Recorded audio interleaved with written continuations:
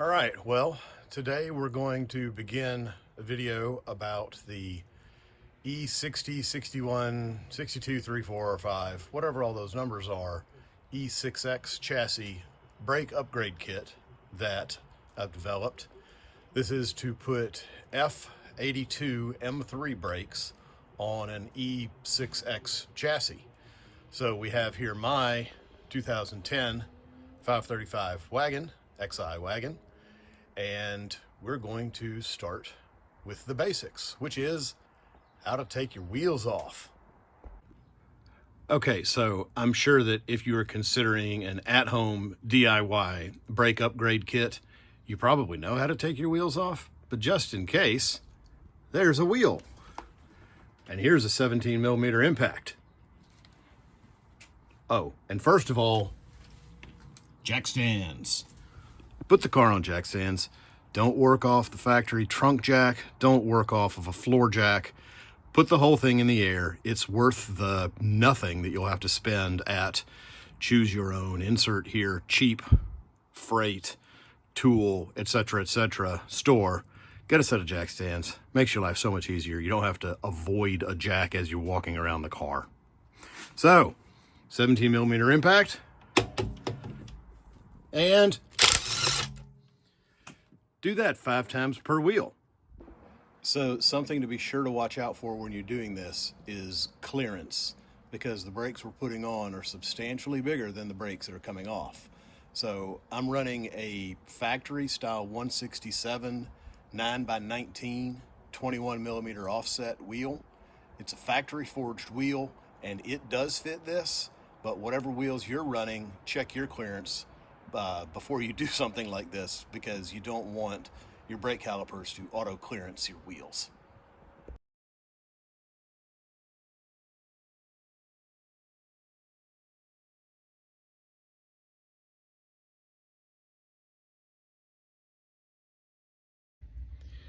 Okay, so once the car is up on jack stands and you've pulled the wheels off, the next thing you have to do is take off the old brakes.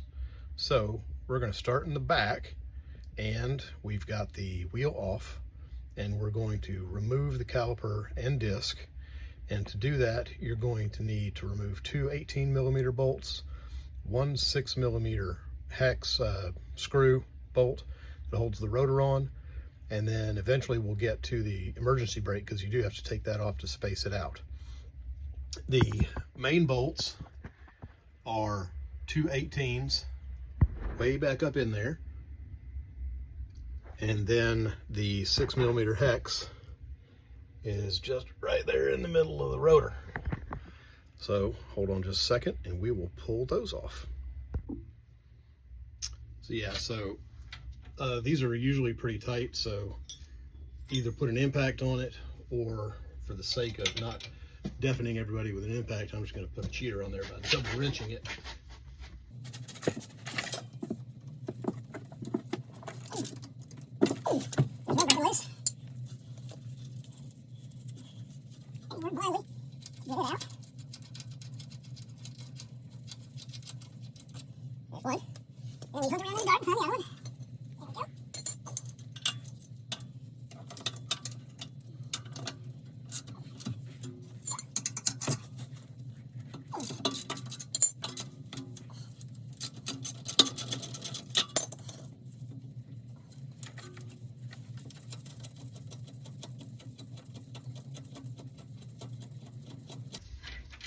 All right, here's number 2.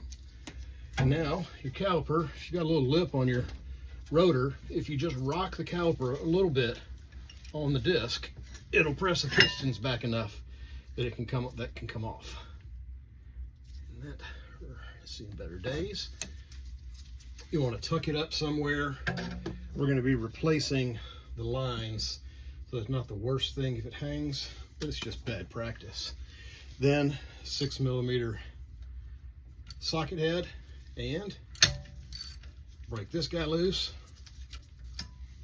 It's pretty short, it comes out. And then if you're lucky, the rotor comes right off. Now, very often that rotor will not come right off, and you have to literally wail on it with a hammer, and it will then eventually come off.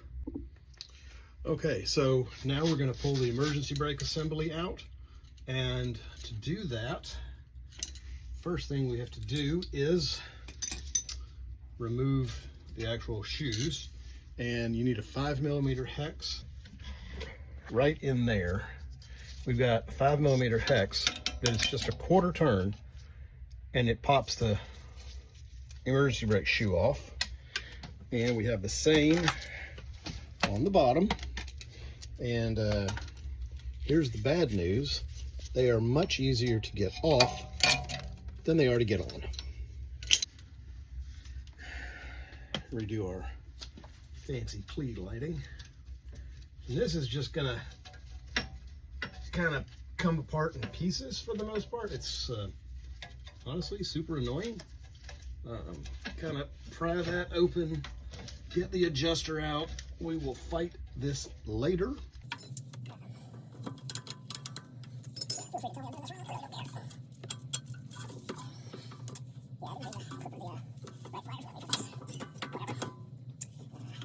Pause.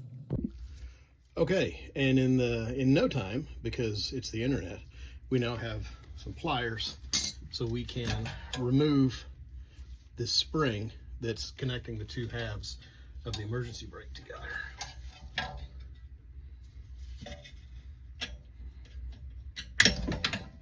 Try not to stab yourself in the face when you do this.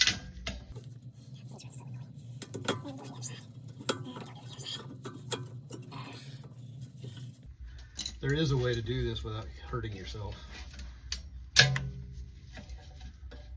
Feel free to comment and tell me what a ding-dong I am. Okay, it's my video, not yours.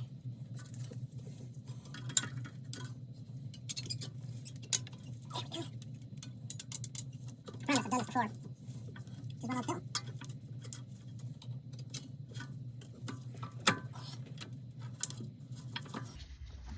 There we go.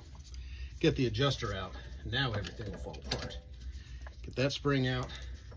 This whole assembly can get out of the way, and just kind of let it hang there.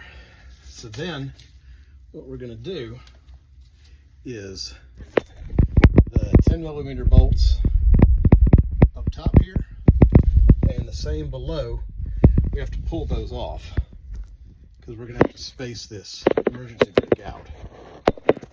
Back to your perch. So everybody's favorite tool, 10mm. Ooh, lighting, not good. Okay. Get the 10 in there. And it breaks, so everything is nasty. La-di-da-di-da-di-da. And probably don't want to run over it, but we're not going to reuse that fastener.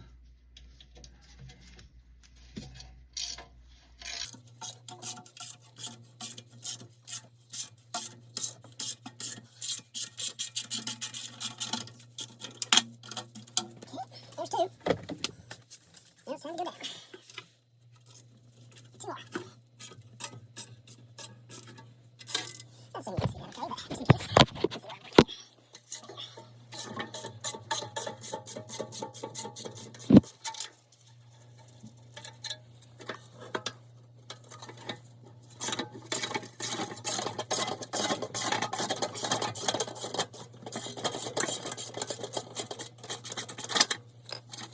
Okay.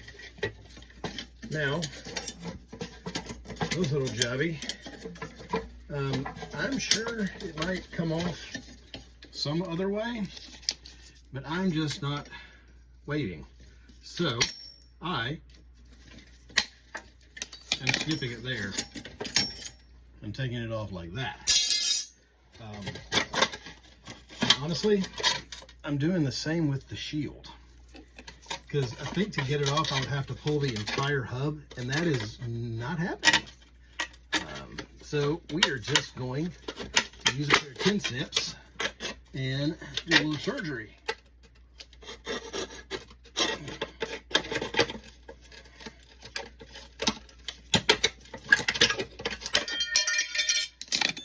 just like my favorite set of notes on some engineering plans. Cut to suit, beat to fit, paint to match. And then we can actually keep taking apart the emergency brake into more pieces, which we'll figure out later. And there, brake unit is off. So now the whole rear brake is stripped down and out of focus. So we got this done. Take that apart in a minute, but we've now removed pretty much all of the factory rear brakes. Okay, we have moved to the other end of the car, and we are going to blind everyone. No, we're going to remove the front brakes now, which, you know what front brakes are, and they are held on by a pair of 16s. I've got a box end on one so you can see it, the other one's up there. And you know, if you were doing a brake job, you would just kind of remove the carrier off the bracket, but since we're replacing the whole thing, we're just going to remove it entirely. It's much faster. So, similar to the rears, where I turned off my light by mistake, this you've got a pair of 16s, and then again the 6mm cap screw that we need, socketed cap screw to hold the rotor on. So I'm going to turn you around. We're going to get to that. So let's try this one from behind. Same deal. They're usually ridiculously tight, so you can do that and break your concrete floor. Like I said, it's a 16, and then pretty much once they break loose, they come off pretty easily. Or don't.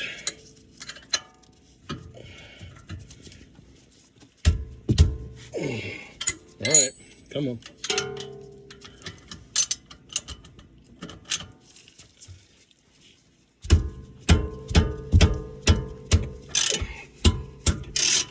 There you go. There's one. Come on.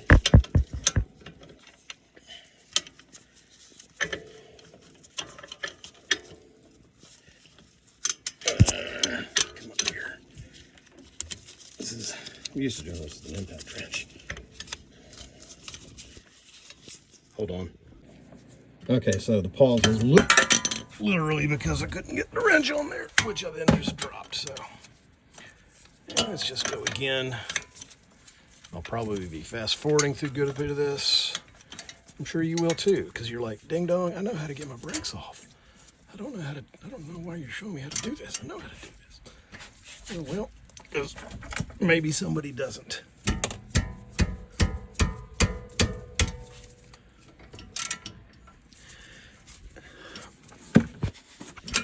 Okay, there we go. And from there, they're pretty much finger tight. You know, once you break them loose,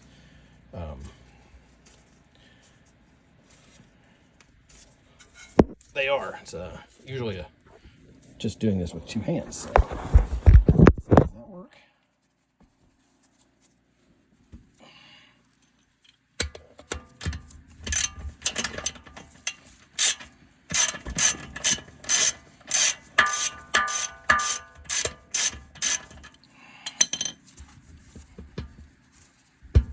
Super exciting. Just kind of wiggle and twist. Like a Chuck Berry song. Come on, baby. Do the twist. E60 Wagon. Do the twist. Oh, we're gonna fix your little brakes. So they go like this. I don't know how they're gonna go. They're gonna go there. Let's search again. Do it by hand. How about do it off camera? I'm taking a bolt out. You don't need to watch. Okay, the bolts are out now. So similar to the rear, if you just give the caliper a little rock both ways, which let's see if we can hold you with my knees here. It will compress the pistons just enough to remove the caliper. I am in fact gonna tuck this up in here somewhere. Oh yeah, on that lower control arm. Tuck it on the lower control arm for now. And then we go to this, just like the rear, 6mm socket head. Light gonna behave. Light's not gonna behave, whatever. 6mm socket head here. Got to give it a little yank because, you know, there's nothing really holding the front caliper still. It's about to fall out. That. Then it's off and kablooey. Now the front's off. Front rotor's off. And the next thing we're going to do is we're going to pull. Well, next thing we're going to do is the light's going to go off. All right, light said no on this one. So next thing we're going to do is pull this brake shield, but not until I get a light. Okay, and with fresh battery in the lights, now we can adjust a little bit more light there. And we can take off this brake shield.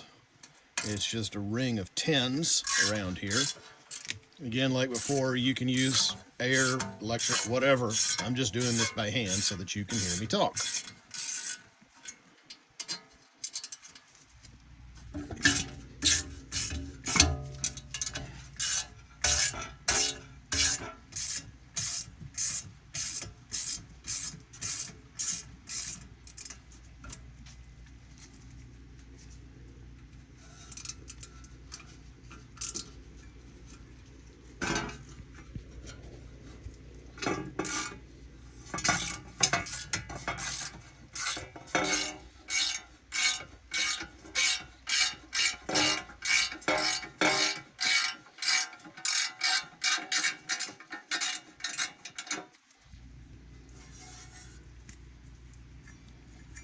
Give me that back. It's a 10. You can't have it. Steal my 10mm sockets. That's just mean.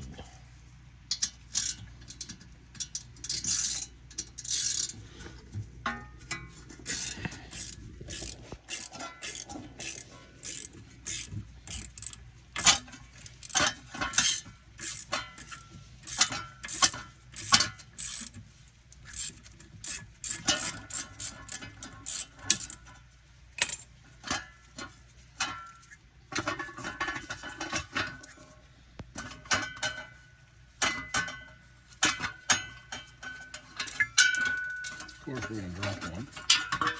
And voila, no more brake shield. All right, the next thing we're going to do is remove the caliper. And so to do that, you need a 17mm to actually hold it up here above that little bulkhead fitting, and an 11 to break the line loose. Now, before we do that, I'll show you something we're going to do. Because this is going to be apart for a little while I get everything cleaned up and get all the new stuff installed, what we're going to do is block these lines off. And if you can find a M10 by 1.0 bubble flare cap, have at it. But if you can't, like I have not been able to, you can put together an M10 by 1.0 bubble flare union, and you can get M10 by 1.0 bubble flare plugs. So we're going to pull the brake line here, which will allow us to drop the caliper out, and then we can install this little nifty cap so that we can get all this work done and not drain a couple pints of brake fluid out of here.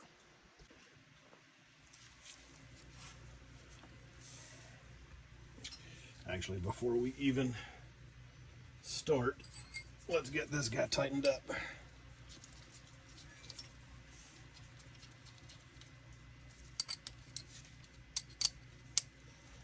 And this particular union is 13 on the outside. The plug is 11. There's no tape or anything. These aren't plumbing fittings. It's bubble flare. It's internal seal. Get it nice and snug there. Have this ready for ourselves. We'll break loose this 11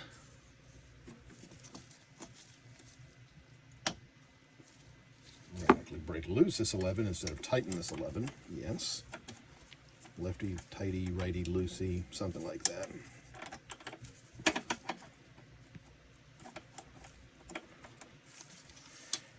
Everybody loves working on brakes, right?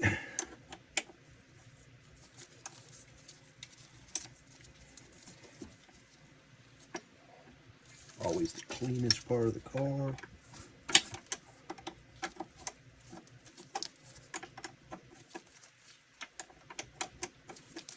It's not like that just let fluid go like a mother the moment you snap it open.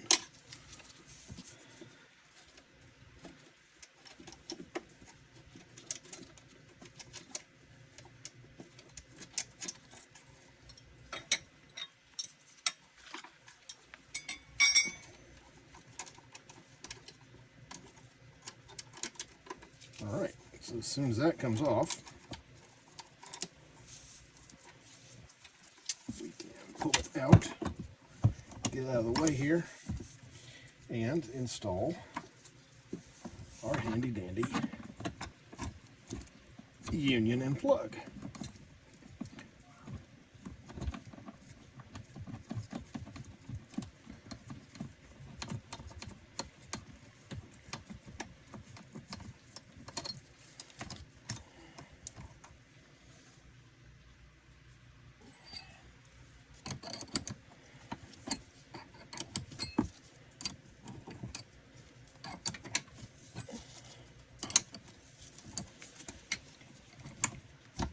Guess you weren't quite ready, were you?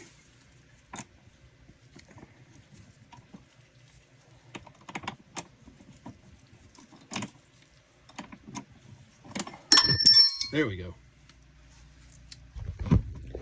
It's important to drop your tools at least once.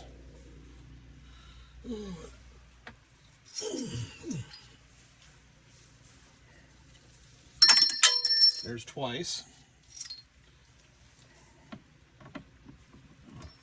There's three. Third time's a charm, baby. Promise I'm not totally incompetent.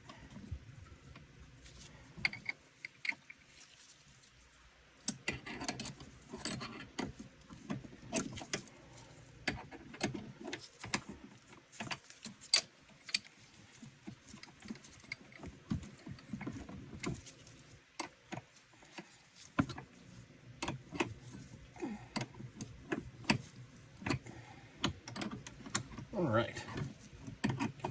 Now that camera moved on me, but I promise that's nice and out of focus, but it's also nice and snug now, so that can hang out and not leak. And the caliper can pop out of its little rubber thingy here. And it can come with us. Where to? Not here.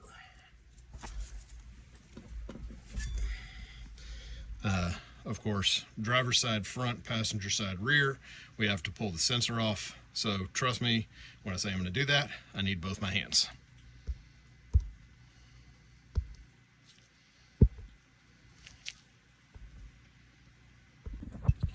All right, so on the rear caliper line, the bulkhead nut is a 14,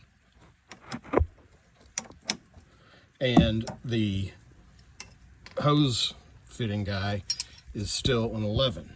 So 14 on there, get our 11 on there. Let's do it the actual correct way to bust them off this time. Okay, that's loose. Don't need the bulkhead guy anymore. We've got our plug fitting ready. We are not quite loose enough to do that by hand yet.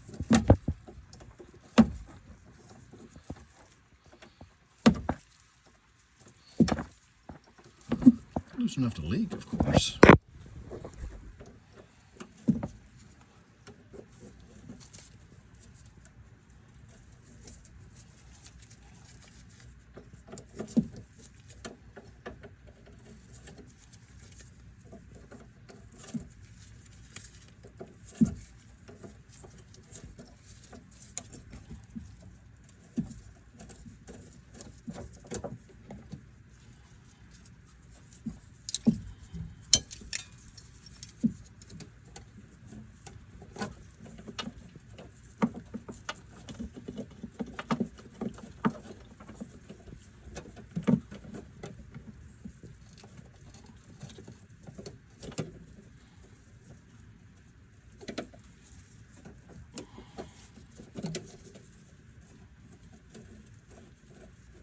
Okay, we are going to bleed the brakes when all this is over, but I still don't want to just spooge brake fluid all over my garage floor.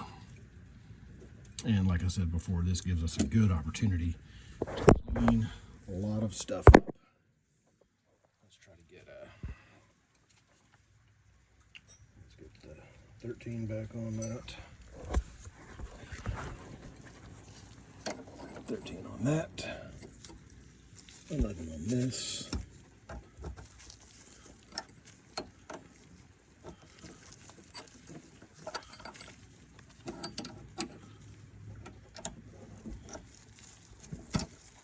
Okay. Give it just a little bit more. All right. Now we have all four corners torn down. There's my light. Torn down and sealed off. So after you spray it on and let it sit for a while, come in with, you know, your choice of brushes and everything else, and you can kind of agitate it around a little bit. Just get wherever you want. It's not, none of this is super critical because it's all getting covered up. It's just so much more pleasant to work on anything, especially brakes, when things are clean. And it just looks nicer. My dad always taught me that a clean car was a better running car, kind of a happier car. Generally, a clean car is a sign of a conscientious owner. So there you go. We'll just kind of scrub everywhere. I mean, if you want to get crazy, and we can get in there with a toothbrush and all that kind of garbage. But, you know, the reality is their brakes, they're going to get dirty again pretty fast. And this is mostly to make the rest of the job a little more pleasant. I actually like toothbrushes for stuff because, yeah, they're small, but they just kind of, you don't have to keep changing brushes. They get everywhere. I'm not a Marine, never was a Marine, but, you know, evidently these are good for bathrooms and everything else. Also teeth. Teeth are important. You know, also as you're cleaning, you can notice things like, hey, I got a bushing that needs to be replaced right there. And another one there. So this car's got 142,000 miles on it. So this is not an unbelievable amount of bushings and soft goods that need to be done. So anyway, then we'll rinse this off.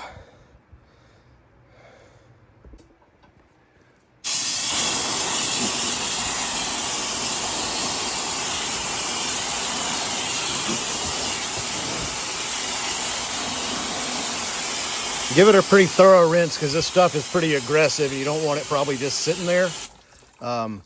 Yes, doing this indoors is going to make a mess, but it's worth it. So, much cleaner.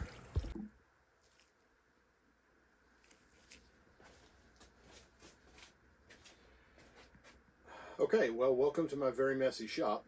Before we get to assembling any of these pieces and parts, wanted to just go over some of the technical differences between the E60, 61, 62, 63, and F80, 82, 84, 80 whatever brakes, the M3 brakes. So we've got both the old and the new components all laid out here. I just want to talk about some of the differences in geometry and mass, and then also the predicted performance just based on swept area and all that. So we'll start with the stock E60 brakes, and your fronts are 324 millimeter by 30 with a single piston slider. I did go ahead and paint the old stuff too because hopefully it's going to end up on someone else's race car. And the rears are 320 millimeter by 20, if I can read my own writing, also with a single piston slider. So if we, so we've got fun diagrams here which I will post on the screen in a minute. But all of that together, what we end up with, assuming 60 pounds of leg input, whatever that is in kilograms if you care, you've got a 1.063, which is 27 millimeter master cylinder diameter on the E6x chassis. And all that turns into about 4,780 inch-pounds of stopping torque on a front rotor, and 2,430 inch-pounds of stopping torque on a rear rotor. These weigh in at 33.5 pounds for the caliper and disc for the front, and 23.5 for the caliper and disc for the rear.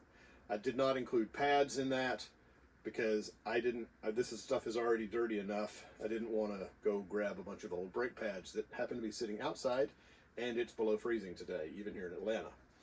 So then we go on to, so anyway, that's a grand total of, let's see, 4,700 plus 2,400, 6,700, 7,100 inch-pounds of stopping torque. Okay, so then if we go to the F82 M3 rotors, we've got 380 millimeter by 30 millimeter semi-floating discs. So these are a pretty fancy casting technique that they use to do these. And 4-pot aluminum Brembo calipers, which are now finished in Glacier Gold Cerakote. Yes. No, I'm not sponsored. You are welcome to send me more of this stuff, because it did take, in fact, half of the pint to coat this. It's a beautiful coating. It's supposed to be good for 600 or 700 degrees in retained color, and then 12 or 1500 degrees before it actually fails. So I think it was definitely the way to go. I looked at some of the other glossy paints and whatnot, and you didn't get the pot life that you needed to for these really large components. So this is good stuff.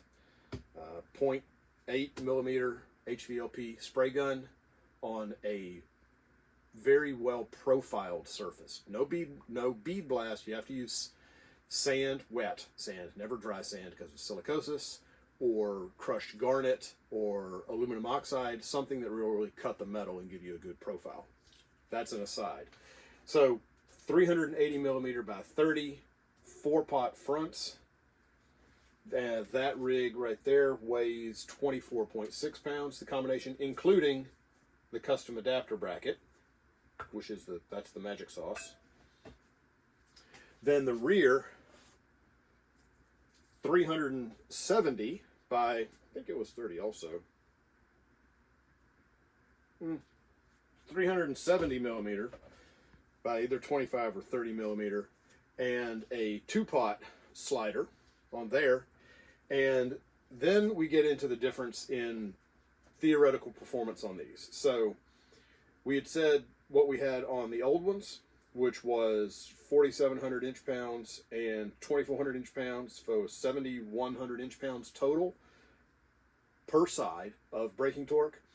These new guys, we've gone from a 12 3/4 inch front and 12.5 inch rear up to a 14.9 inch diameter front and 14.5 inch diameter rear, massively increasing the swept area of the pad. Actually, it increases a pad swept area by about 40% going between these two. But the real winner is, for the same braking input, the amount of stopping torque that you get. So the fronts in the new setup will give 9,560 inch-pounds of stopping torque per side, and the rear you end up with 4,270. So 13,750 inch-pounds per side, which compared to the E61 brakes is a 92% increase in theoretical stopping torque. Oh, and the weight difference, the whole rig all in costs you about 1 pound per wheel. So 92% better stopping, 40% increased swept area, which is going to be better heat dissipation for a 1 pound penalty. I don't think that's so bad. And I forgot to show you this. This is the adapter bracket for the rears. And there we go. So pad differences. Here's your 4-pot pad for the new guy. There's the, well, that's the rear, so whatever. Let's compare the rears. There's the stock rear. There's the M3 rear. I'll show you the stock front if I can find it. It's so much trash, so much trash.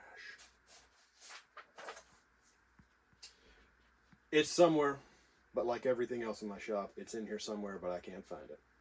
So now the next thing is going to be doing some sub-assemblies, and then we can get things on the car.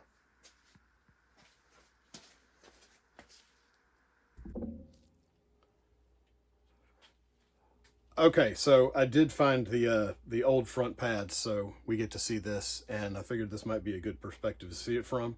So if we look at the stock E61 front pad and then the F82 front pad, different geometries, but they are actually very similar in size. You go from about 5140 millimeters squared to 5294 on the new one, but that additional 40% of swept area allows you to have the same pad size, but it's going to be able to dissipate heat more, and we've got all this additional clamping force. So that's where we get the 92% increase in stopping power. Rears, on the rears we go from roughly 2,900 millimeters squared to 2,950 millimeters squared. So very similar areas, one to the other, but the magic is coming from the larger geometry of the swept area on each one of these things. So they're big.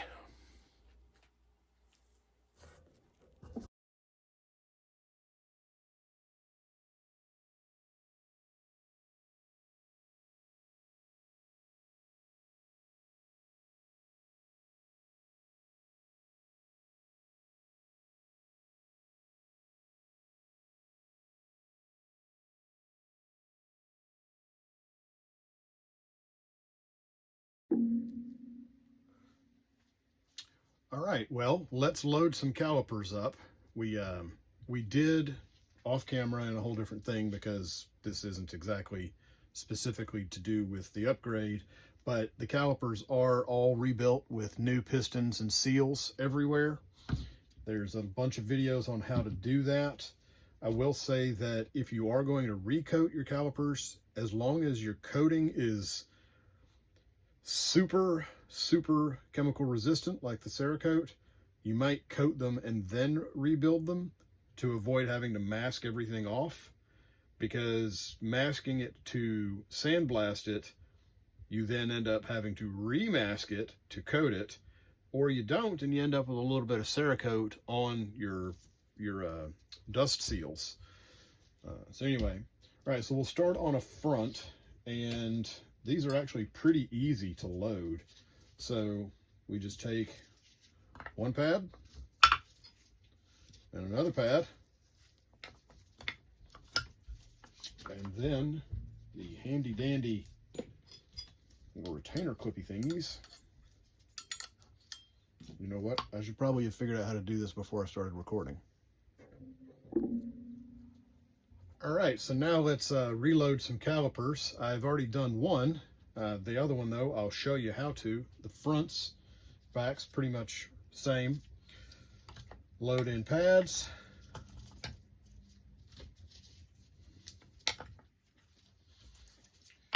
Then you can start the pins from the inside and kind of wriggle around and find where they're going to go. I'm still going to get some teeth off this one, don't we? Yeah. There's that. Slide you back up. Kind of flip him there. You got to back these off. Now you get your retaining clip here. this spreads the pads back open a little bit and holds the pins and does all sorts of fun things. Find the hole. Yeah, making jokes. And once you get it through there, oh, that one's in. Respread these pads. Everything does, it's both a blessing and a curse. They all kind of, it wants to come apart, which also means when you need to get it apart, these do come apart quite easily. Trackside rebuilds and doodads like that. So get them through there.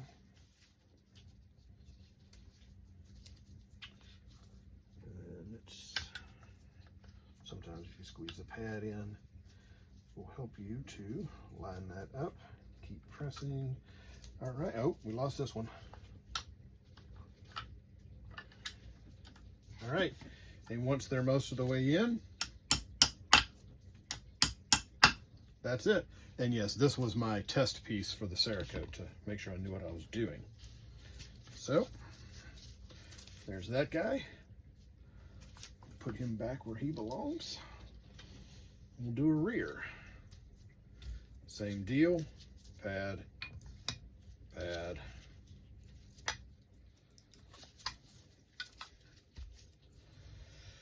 Pin.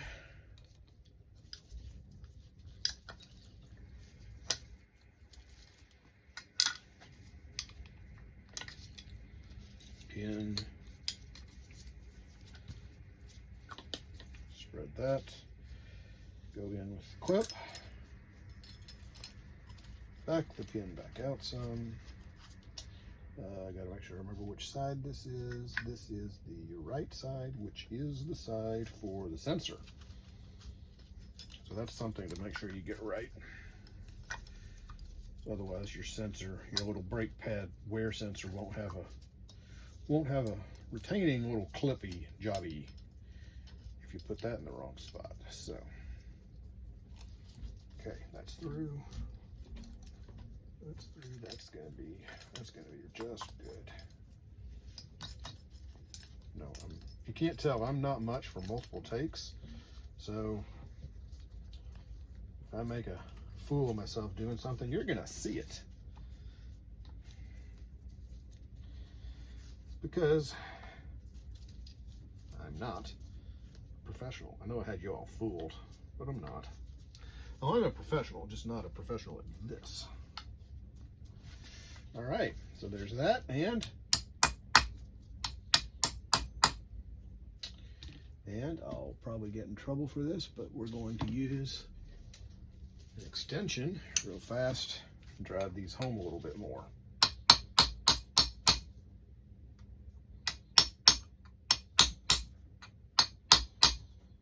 Don't worry, I'm not going for a warranty on this. All right. One more. Pad. Pad.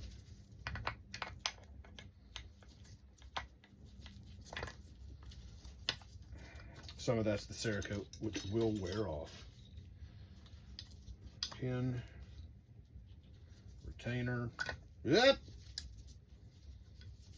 Pin.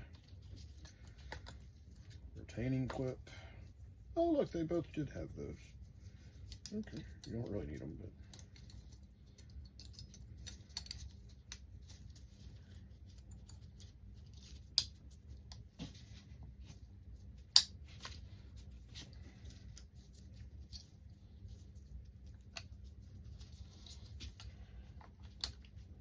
Okay, there's one.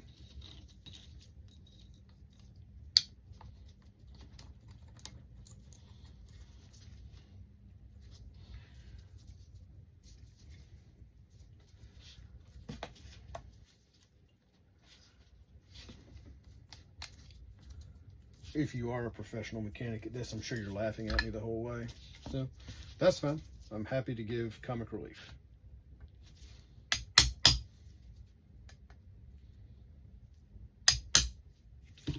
All right, now we have 4 rebuilt, reloaded calipers. Now the fronts, we get to install the fancy adapter brackets. And this is where it is vitally important to remember right from left, because they are different.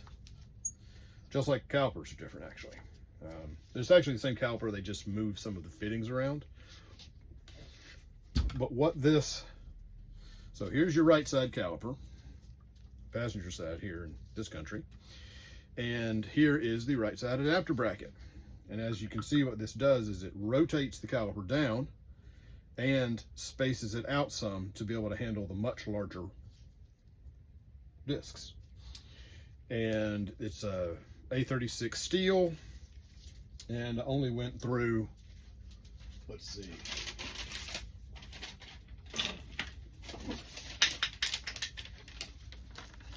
this many iterations of different trials and spacings and sizes.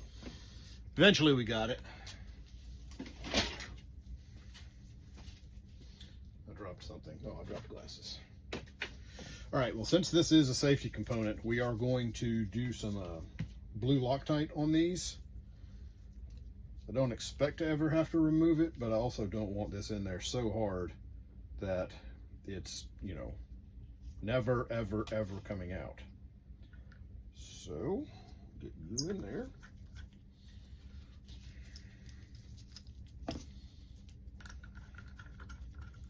And they've been test fit about 6,000 times, so this will be the one time they don't work. All right, get this one started too. A little bit of blue goo, my friend.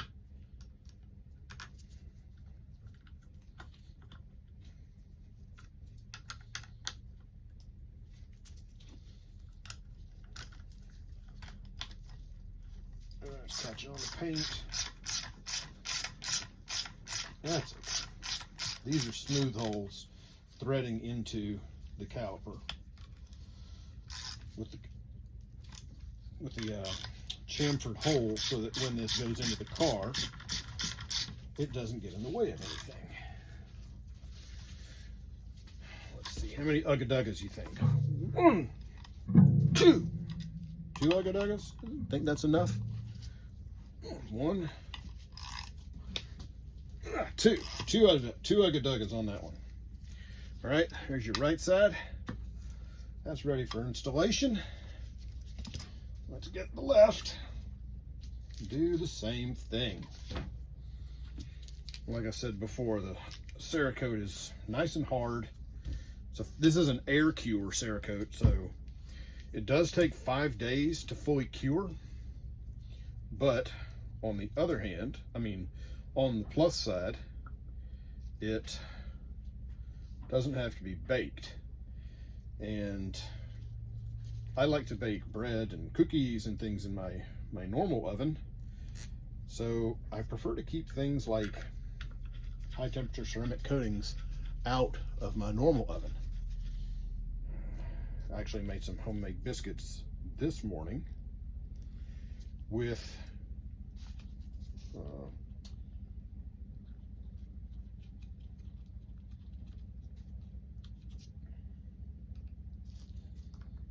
fat that I rendered myself. Renaissance action here. So I actually made tallow biscuits instead of lard biscuits. Just save all your fat drippings from ground beef or roasts or anything like that, and you can just render it down into pure white, clean fat. Clarify it with a salt water wash, and then refrigeration, and you don't even have to buy lard or Crisco or anything like that. So now that's on there. Ugga-Dugga time on these. Manual Benadugga, I guess.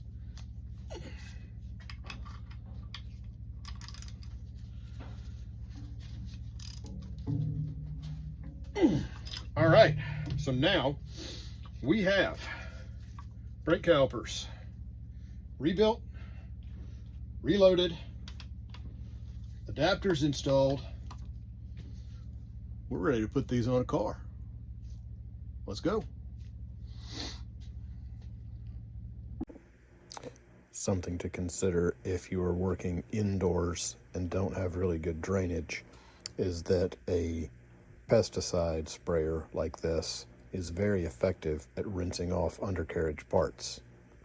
You don't really need that much water, and you can just put a drain pan, drip pan under there and catch it all. This was all cleaned up with orange degreasing spray, a little bit of Cool Guy iron remover, and rinsed with that much water. Works well.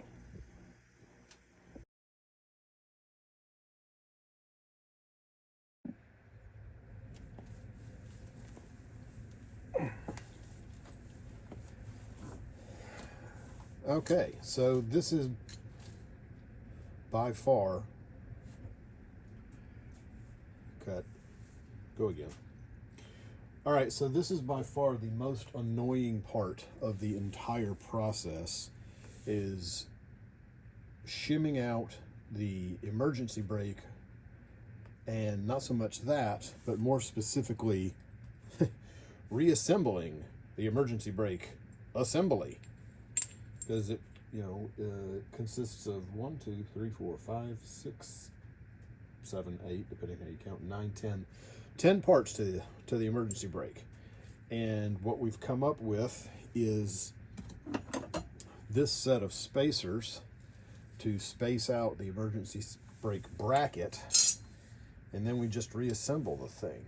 So you do need longer M6 bolts, M6 by 40. I tried socket heads, and they're just not worth it. They would look snazzy, but just getting back in there behind the hub is a pain. So just went with normal old 10mm bolts a la M6. There will be, if I haven't said it before, there will be a full description of all the hardware needed, or I can just make it part of the kit, because I know people want a fancy kit. All right, so get these guys on there. There's 4 bolts, 2 in the top, 2 in the bottom. I know you can't see under here. Trust me, they are there. I only have 2 hands. Didn't know if you knew that about me. I only have 2 hands.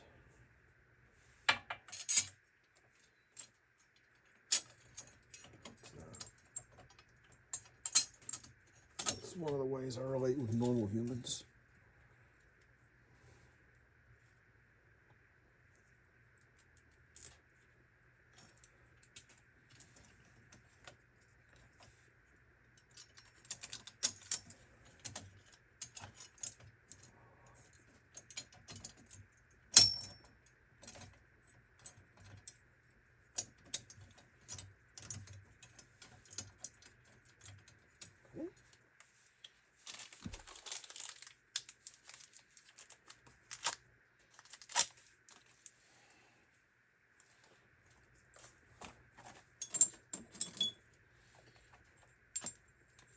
And the only reason I did not Cerakote these the same gold, well, not the only reason, 2 reasons. 1, I did not want to have to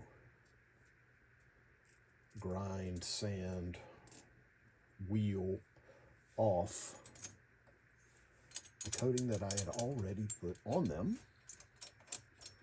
which in this case was a hot paint, like an engine paint, that I was able to bake on. That's what was most annoying about most of the aerosol products, is you had to bake them on. And I was concerned that I would get some discoloration if I did the brake calipers the way I did everything else, which was on the grill. Gas grill, quite handy for heat treating things. that you don't want to do in your house.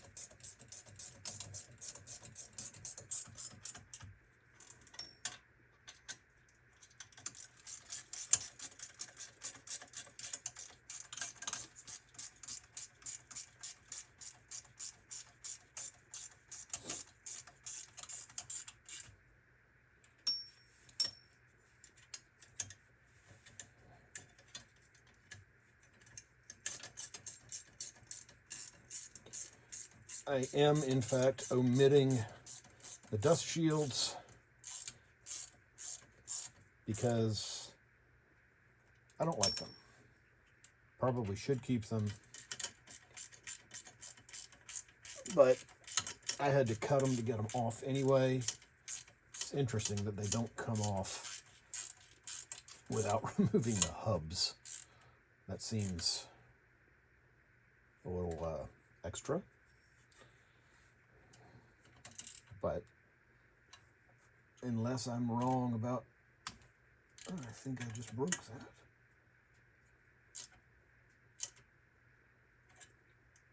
Oh, no, I didn't. Something in the hole. There we go. Okay. Those are on, and now, let's just knock into my light there. Reassembly of the 27-part Rube Goldberg parking brake. Okay, see if we can remember how to do this. Pretty much all goes together with a 5mm hex. Once we remember how all the pieces go. Those two look like they're the same thing. There's our adjuster, which goes over here. Yep. Here is our couple of springs. One's short, one's long. I think the short one goes with the adjuster. The long one goes with this guy, who is going to receive the actuator, whatever we want to call that. Let's see here. Put that in there, that in there. Put that in there, and that in there. Okay. Like I said, this is the worst part of the entire job. Is reassembling this stupid thing. No, wait. Is it?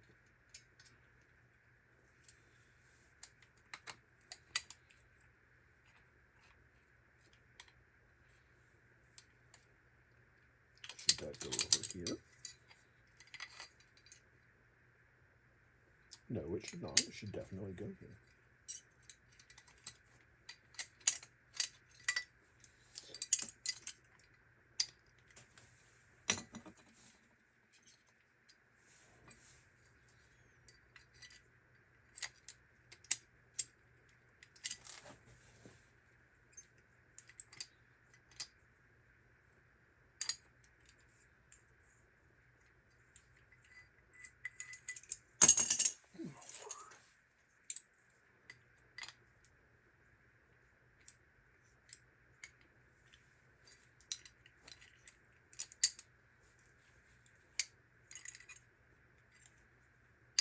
This way.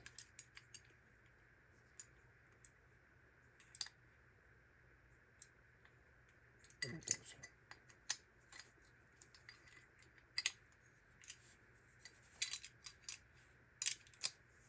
Well, just why, BMW? Just why? What is so wrong with using the hydraulic circuit for a parking brake? They probably do now. This is just because this is an older chassis.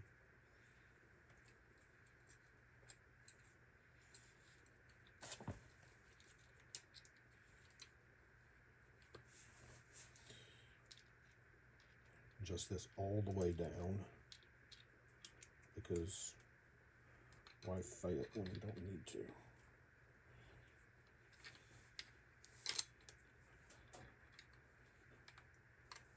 Or I should say, why fight it to until you need to.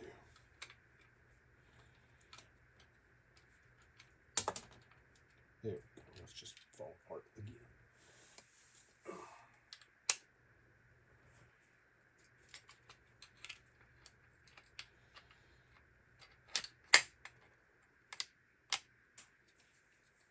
So this would be all great if the spring was on there.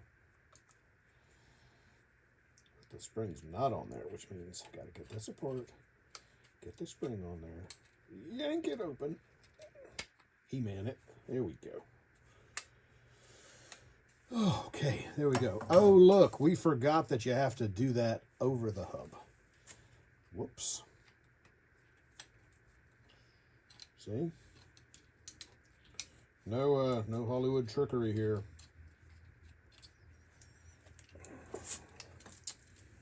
We're going to remember how that goes in.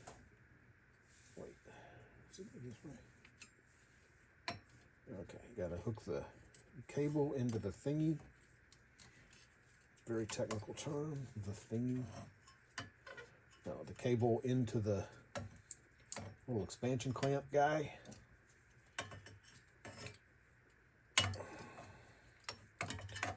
Everybody uses their parking brake like daily, right? Like hardly anybody even uses the damn thing. But we got to put it back in because safety feature kind of deal.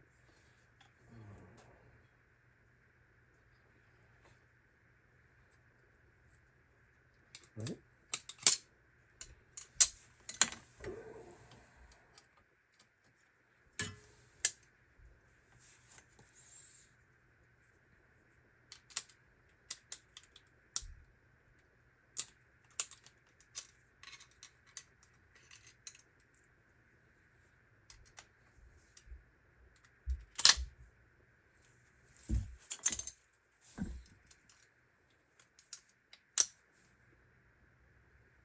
I do not remember the other side being this difficult. I mean, it was hard. I don't remember it being this hard. Specifically to get this guy in.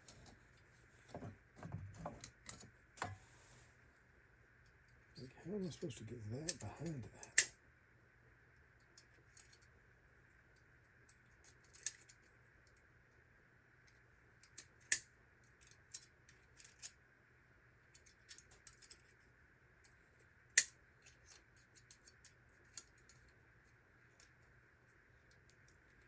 Yet again, BMW, too complicated.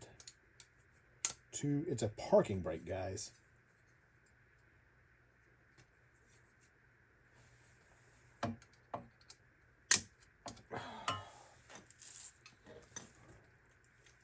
Pause.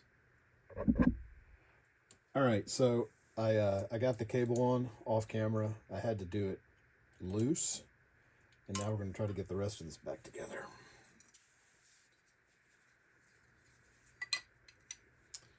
So we'll get the spring on.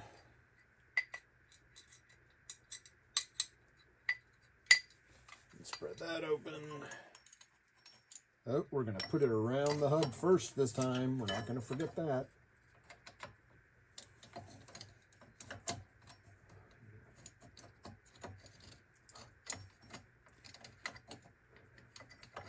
Anybody who's watching this that absolutely knows how to do this easily, feel free to laugh at me.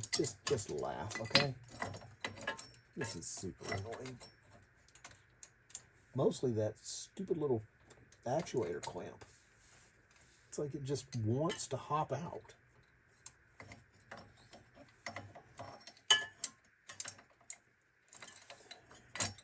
And of course, working behind the hub is a new kind of pain in the butt.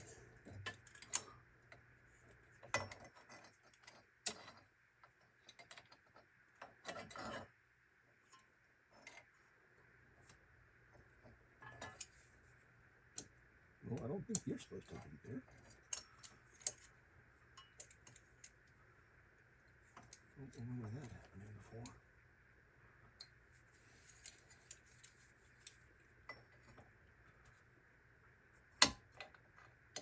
Yeah, I think I bent something. Kind of weird.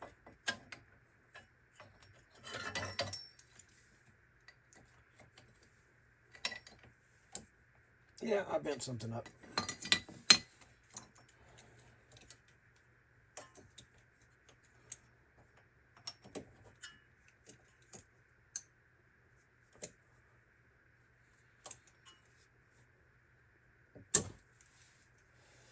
All right, so that's not supposed to stick through there. That's not right. So now let's pry that out.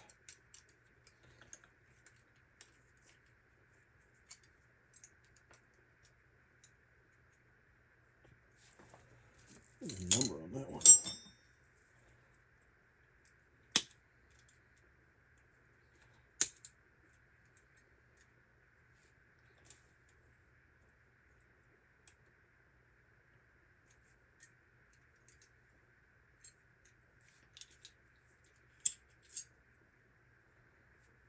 That's one annoying quip.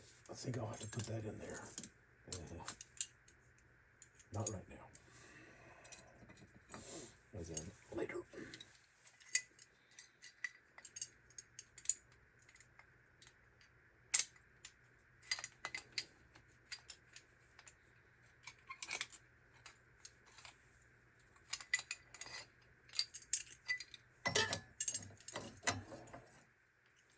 See why I said this is the most annoying part of the entire job?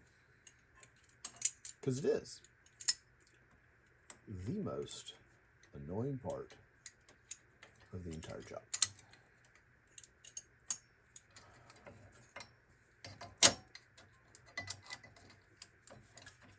And now,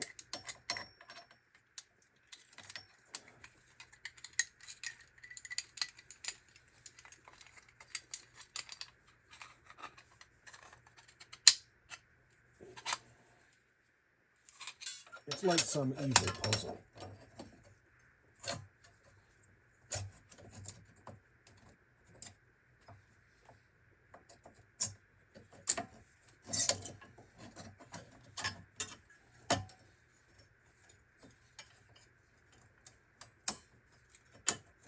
All right, that one's in. Ha-ha! Now we just get to fight the adjuster, which we dropped on the floor, which we actually have to put the spring in first. Okay. Adjuster. Ha-ha. Get you in there. Then we will pry that open with all our might.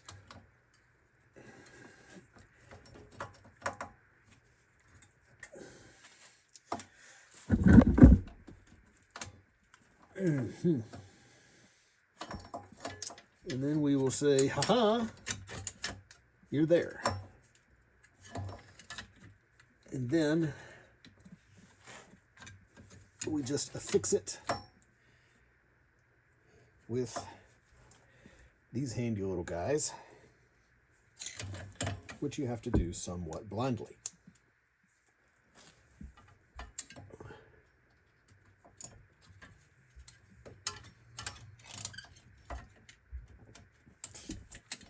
They just go in, make a quarter turn, and hopefully stay.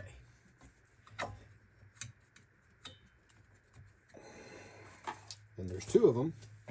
I'll probably keep the other one. Ah, there it is.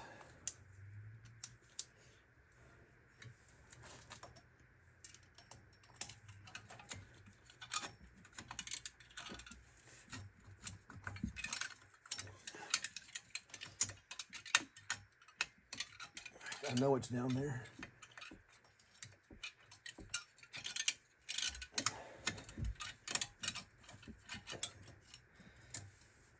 I also know that it's laughing at me.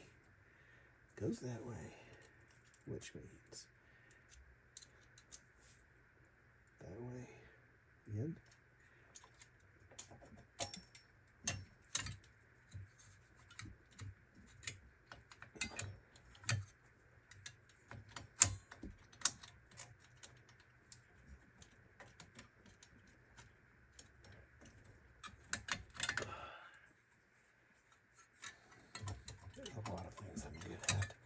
This is not one of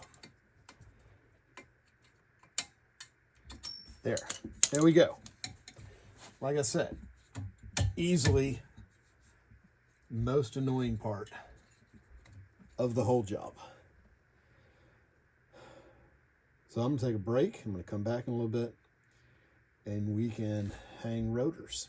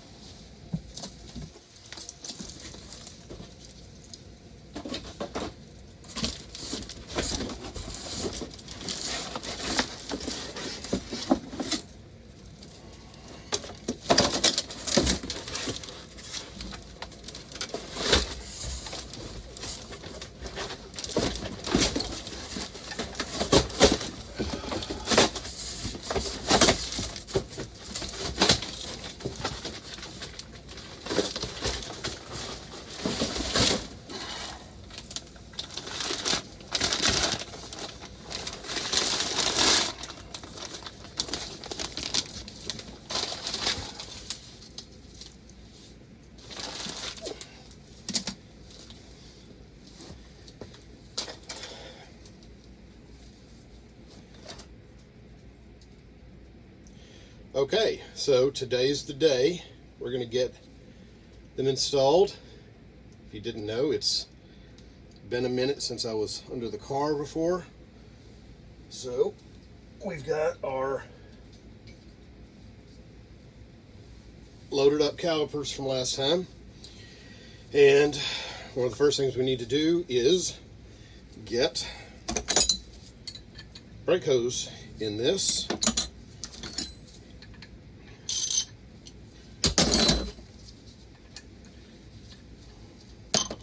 So we've got new stainless brake hoses.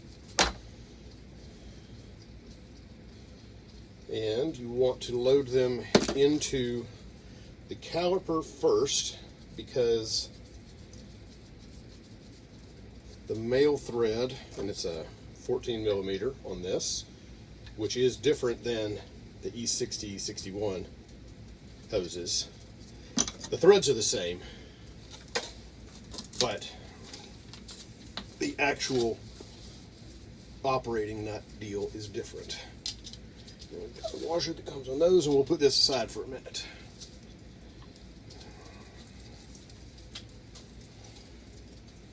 So now that that's loaded on, now we can install the caliper. So we cleaned all this up, we shimmed out the parking brake, and honestly, it's pretty straightforward from here. We're going to hang the new gigantic rotor, which goes right on there, pretty much. See if we can get any more adjustment out of that emergency brake, which I don't think we can, so we're just going to have to do that with the cable adjustment.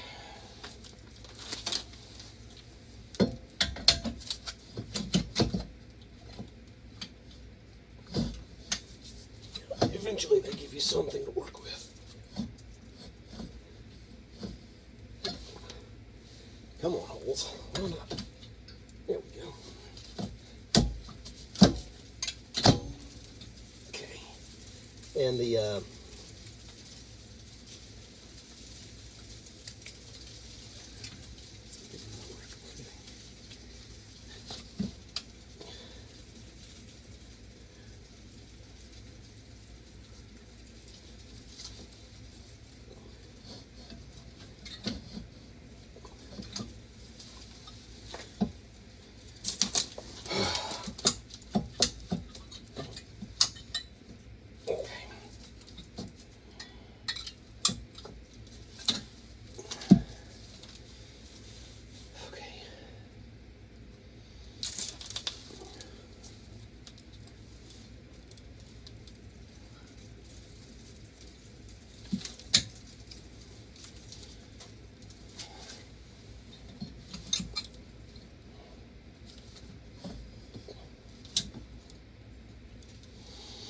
Okay, all right, so we got rotor on, and then we're going to hang the caliper. Now, because it's shimmed out, you do need longer bolts, and what we ended up having to use is, put our glasses on, a 70 millimeter long. It's M12, about 1.5 thread pitch, 70 millimeters, shoulder bolts. You don't need a washer or anything. And we've got our adapter bracket, which is going to sandwich between stock mounting and there. So you do have to get it on in the right direction, which is going to be that out. And I'm going to show you this without the rotor on. So this is going to mount there.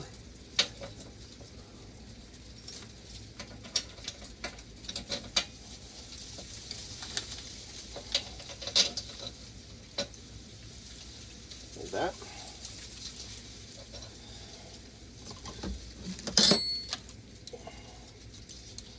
And then we'll run them up. These are, in fact, I thought they were 19, but they're not. These are 18 millimeter.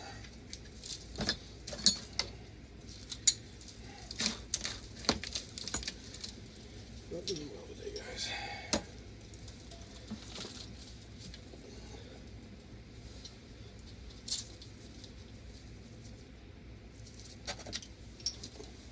The front are 19.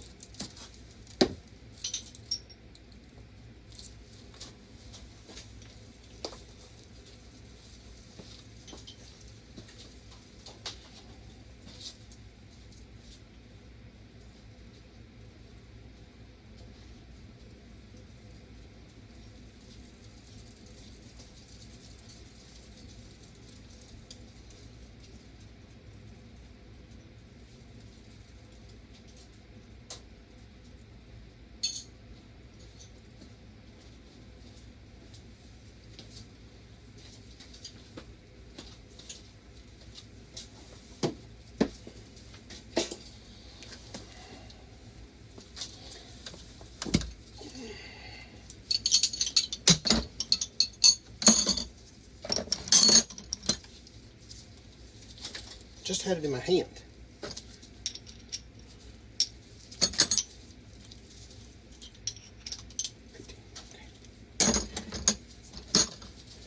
All right, then we'll get these in. All right. So your bracket goes in here. Just get those poked through. Then we'll hang the rotor, which is just so happy to be here.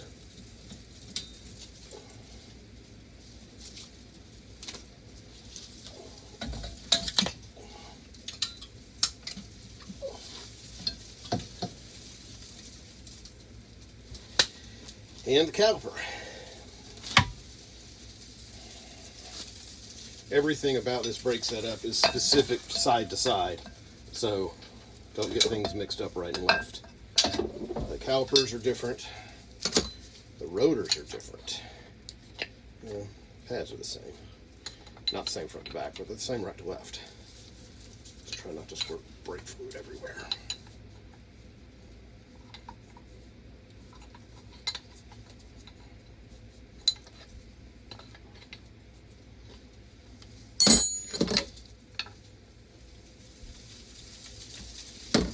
All fairly tight tolerances too, so you have to make sure the pads are squeezed back in there real good, which I didn't.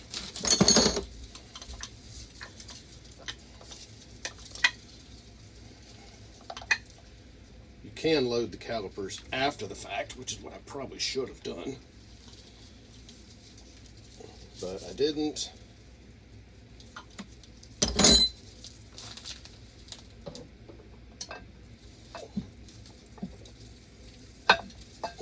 But I'm going to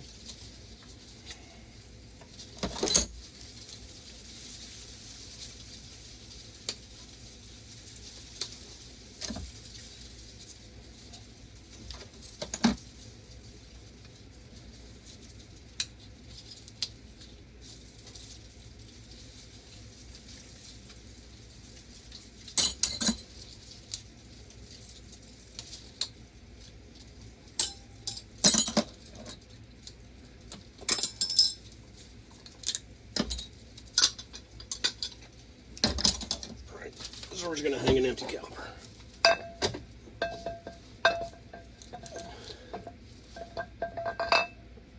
And I swear it fits. It's the factory setup here.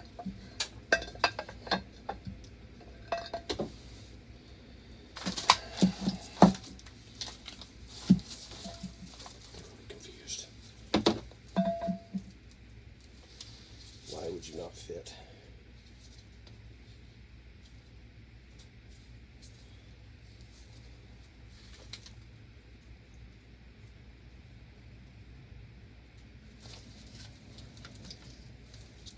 Unless this is a front rotor.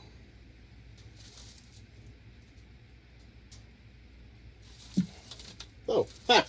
This is a front.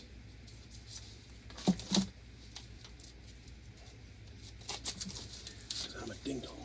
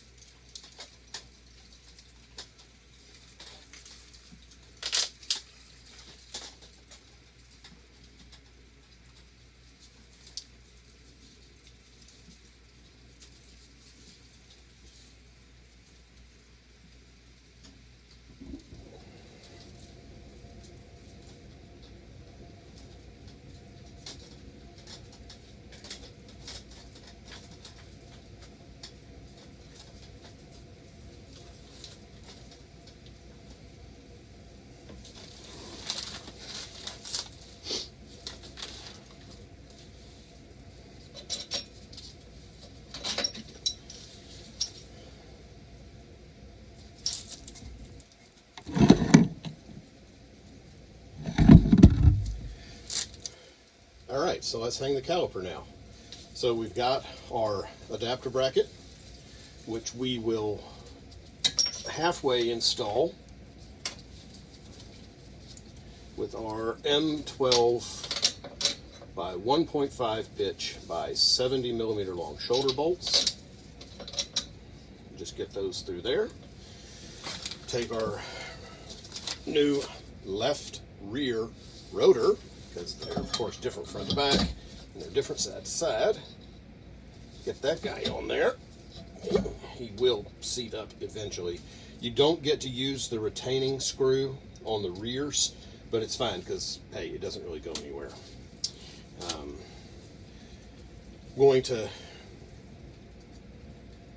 load this one we're going to install this caliper without pads to show you this way, and then on the front we'll install with the pads in it. No, actually, put it back together real quick.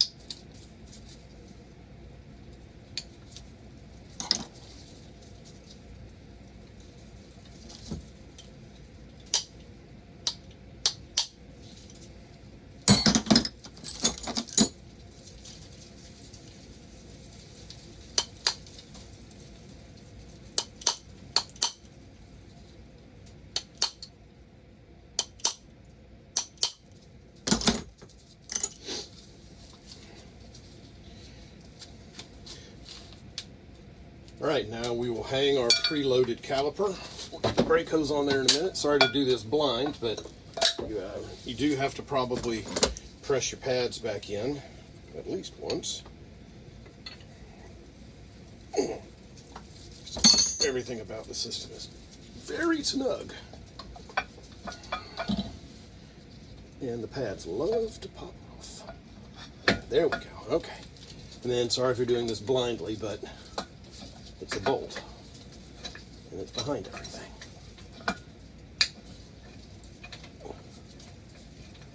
But you just run up those 18s, both of them, you know.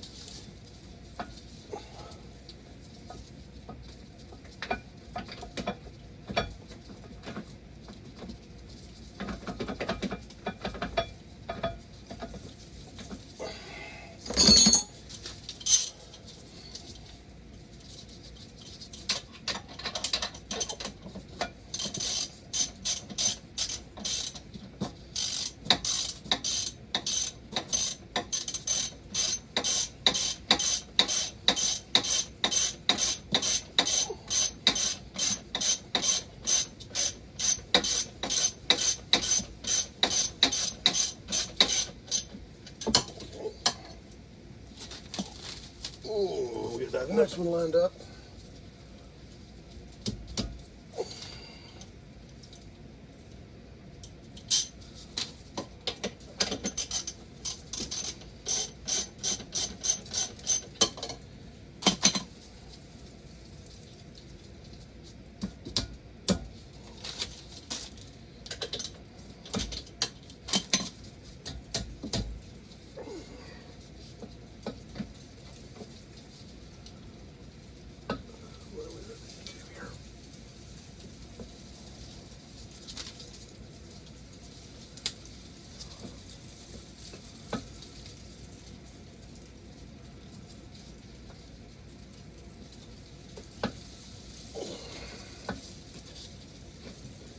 It'll take some fiddling.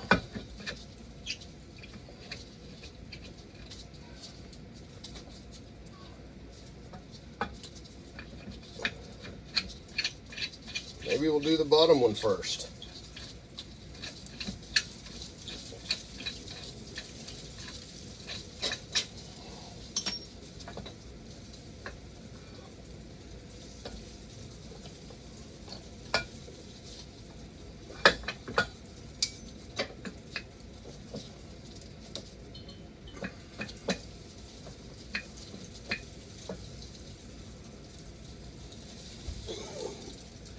some reason it's not wanting to go all the way.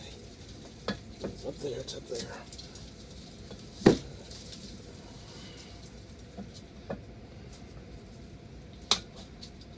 Oh, maybe because I'm not on the holes.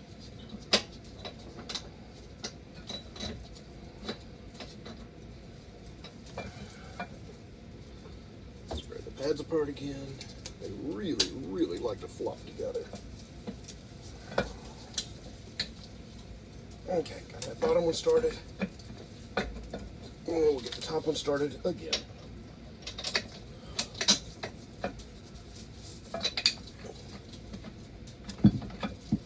Okay, now we can actually run them up.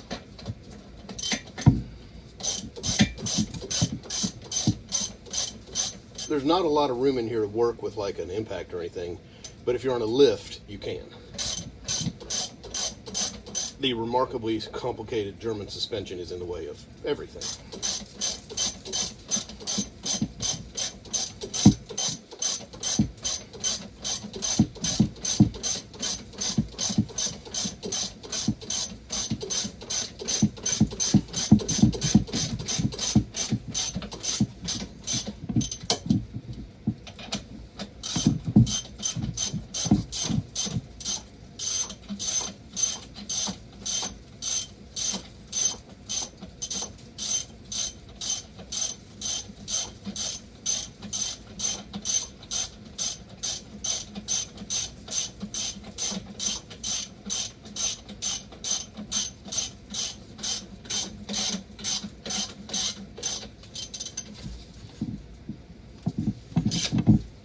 One ugga-dugga, two ugga-duggas.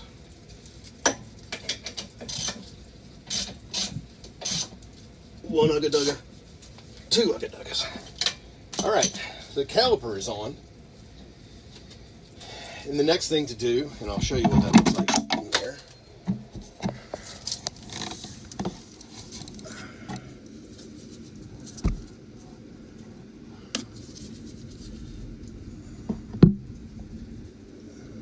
There we are, installed with the adapter bracket.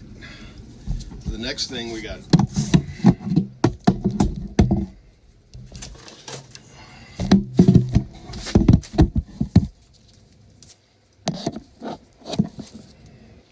so then the next thing is to reattach the brake hose. So we've got to take off the little plug that we had put together, which actually will go here. I don't need a 16.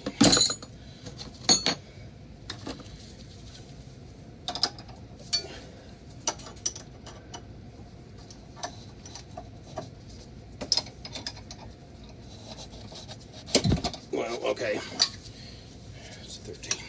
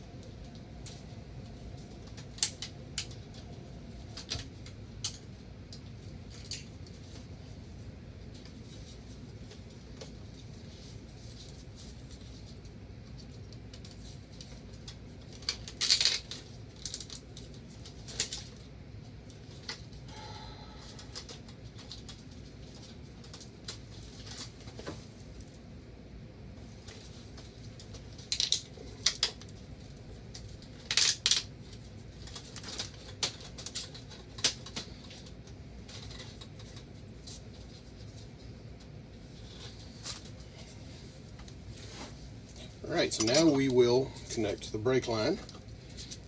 First by taking off our plug that we made. So the little captured thingy is the brake line is an 11 and these are 13. And it's going to leak brake fluid, of course, so be ready to put it back together pretty quickly.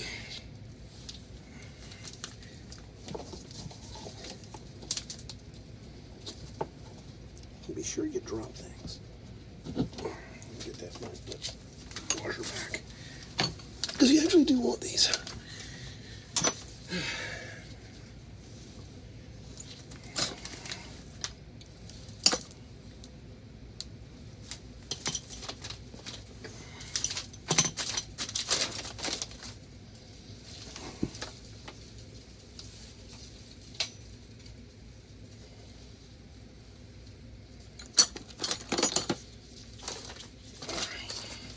So we get this guy ready, get this guy ready.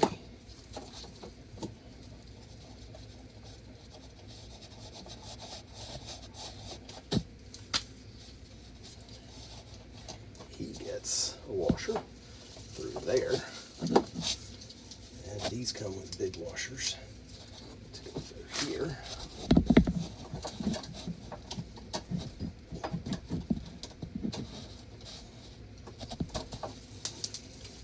Drop that a few times at least. You don't, if you get it on the first try, you're just not getting the full experience. So you want to drop it a couple times.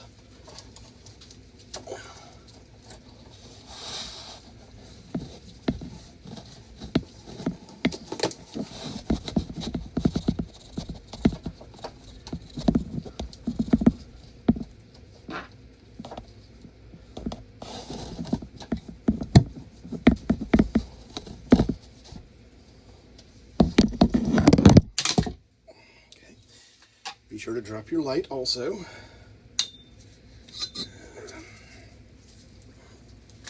Maybe people can see if I do that. And now it's an 11 on the, oh, it's a 14 down here. It's a 14 on this. It's a very tight 14, which is kind of odd. And an 11 on this. Which until the very end, you don't even need the 14.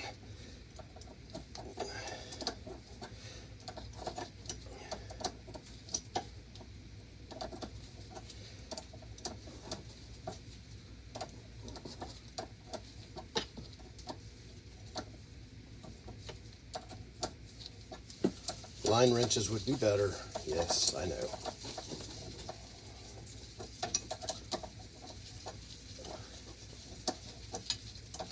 BMW does these in steel, so it's not quite as critical.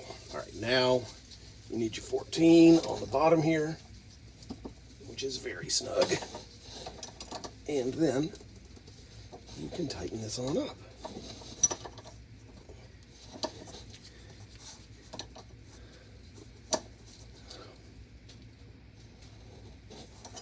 All right, rear brake installed. Brake line, caliper, loaded up with the adapter bracket.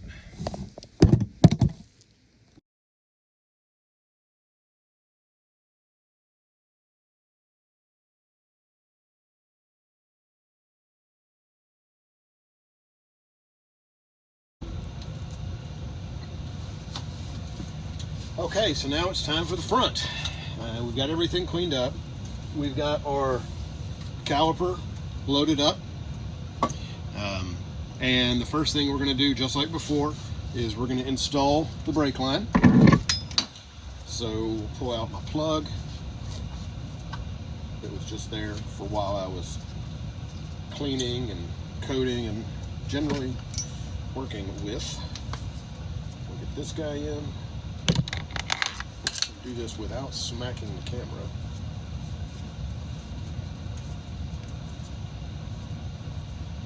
And then it's a 14 to tighten it up.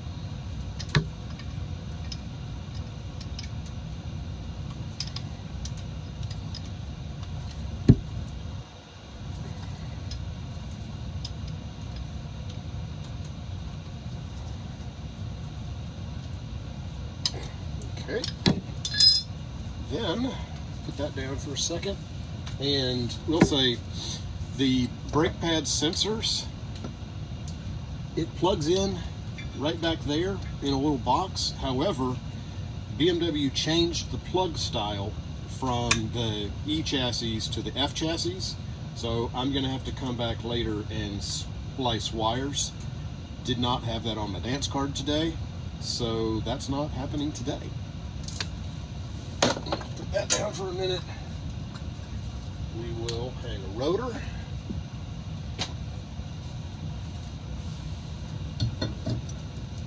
And to get the retaining screw in, you can either search endlessly for the perfect screw, or you can get one that works well enough and just chamfer a hole, which is what I did. There we go.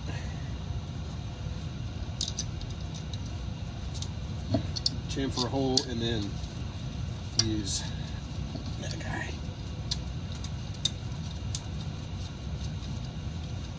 So that everything fits up nice and flush. All right, now we've got more M12 1.5. You do have to use a shorter bolt with this bracket, because otherwise when this one goes in, it will bottom out against the F chassis caliper. So you do have to use a shorter bolt. These would be better if they were shoulder bolts. I will probably come back and change them later, but it's the right material grade. And just put a washer on there for now. Make sure our caliper is spread open. Hopefully not squirt brake fluid all over my foot, which is down there. Okay, here goes nothing.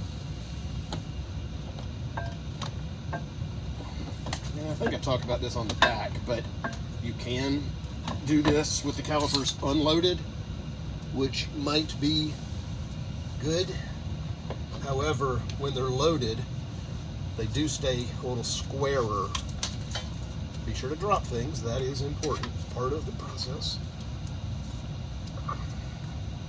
Everything just kind of stays more square if they're already loaded. Good guy. Did we go far? Oh, we went far. I'll get that in a minute.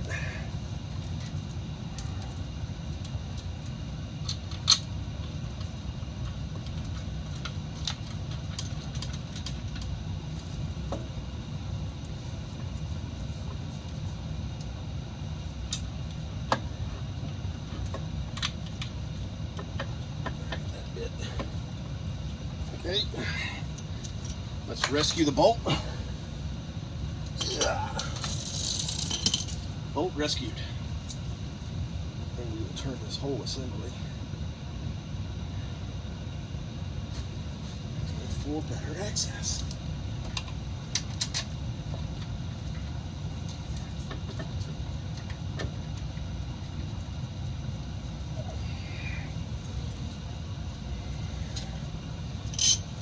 Run these up with a 19. Get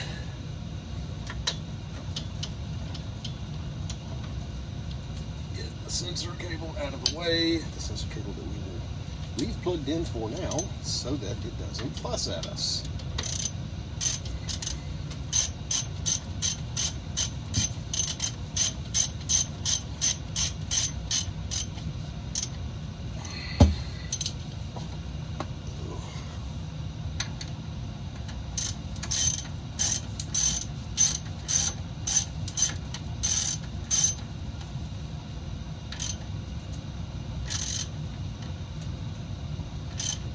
One ugga dugga, two ugga dugga.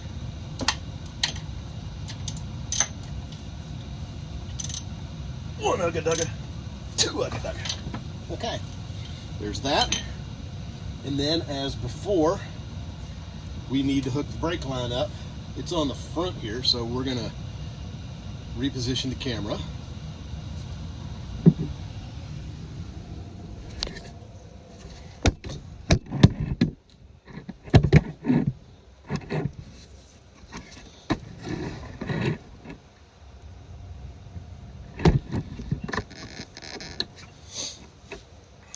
All right, now we're looking at it from the front. We'll twist our whole upright again. Let's get some better light over here.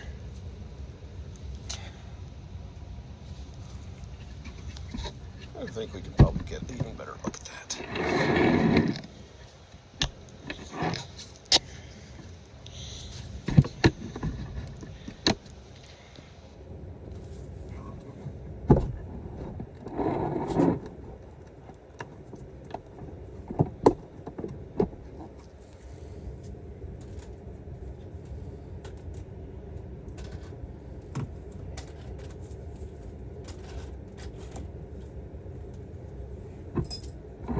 Alright, now like before, we need to break our plug off here with a 13 on the union and an 11 on the brake line. A strange feeling, my arm is right in the way of this shot. Okay. That's broken loose, and we will fish our new brake line up through a cave of wonders. I got F82 brake lines. The reality is I probably could have figured something else out. These are a little bit long in the front.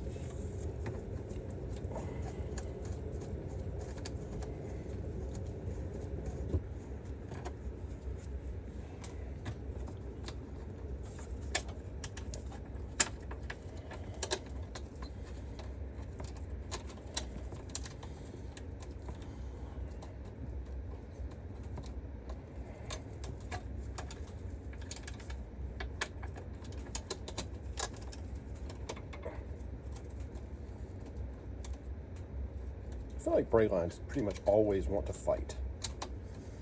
They're like the most roided out item on the whole car.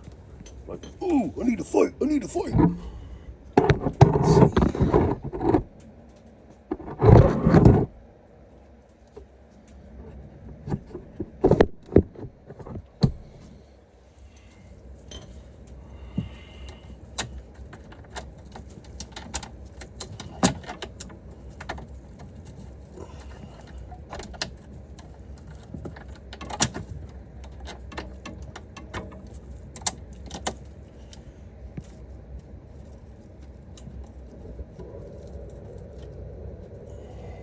Okay, it bit, so now we need to tighten it up.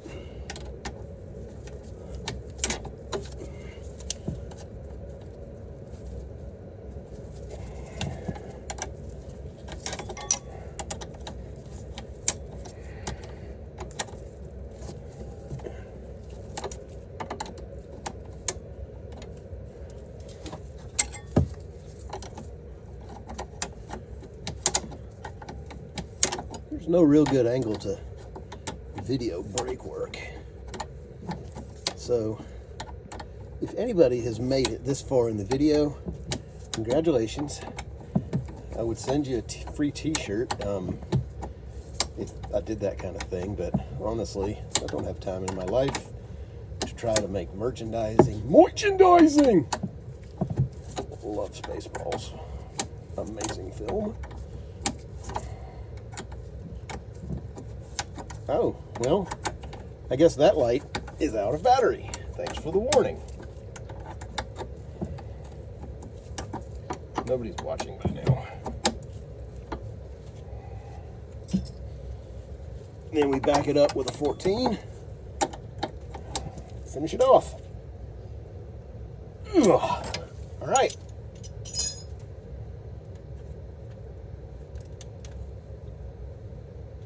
All right, so there we go. Now we've got the front on. We are going to tuck the sensor line up where all the other sensor lines are, but we can't actually plug it in because, well, it's the wrong plug. So there we go.